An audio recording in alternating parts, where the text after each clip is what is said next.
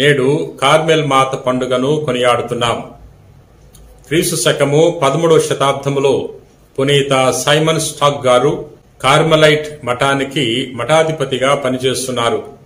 తాను మఠాధిపతిగా పనిచేస్తున్న రోజుల్లో తన యొక్క మఠము తీవ్రమైన కష్టాల్లో కూరుకుపోయింది.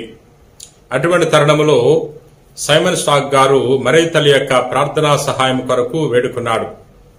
ఆ తల్లి ఇంగ్లాండ్ దేశంలో కేంబ్రిడ్జ్ నగరంలో తనకు ఒక దర్శనమిచ్చింది. ఆ దర్శనంలో తనకు ఒక ఉత్తరీయాన్ని దయచేసింది.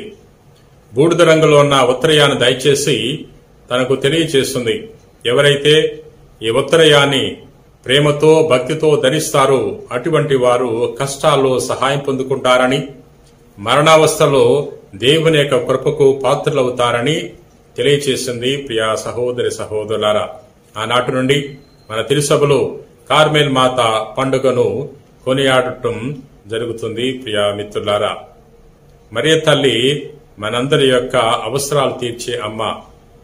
ఎవరెవరైతే మరియ తల్లి యొక్క ప్రార్థనా సహాయాన్ని కోరుకుంటారో ఆ తల్లి వారి యొక్క అవసరాలను తీరుస్తుంది.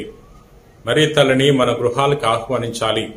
మరియ తల్లి యొక్క ప్రార్థనా సహాయాన్ని మనం కోరుకోవాలి. ప్రియా మిత్రులారా, నేటి సువిశేషము మత్తయి సువార్త 11వ అధ్యాయము 20వ వచనము నుండి 24వ వచనం వరకు.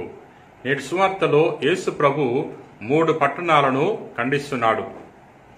కొరాజీను పురాన్ని, బెత్సైదా పురాన్ని, కఫర్నాం పురాన్ని ప్రభు ఖండిస్తున్నాడు. ప్రియా సహోదరి సహోదరులారా, అయ్యో బెత్సైదాపురమా, అయ్యో కొరాజీనుపురమా, మీకు అనర్థము.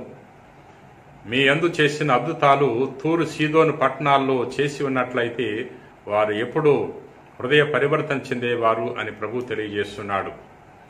అయ్యో కఫర్నాంపురమా, మీ యందు చేయబడిన అద్భుతాలు సొదొమ పట్టణంలో చేయబడినట్లయితే వారు ఎప్పుడూ హృదయ పరివర్తన చెందేవారు అని ప్రభు తెలియజేస్తున్నాడు.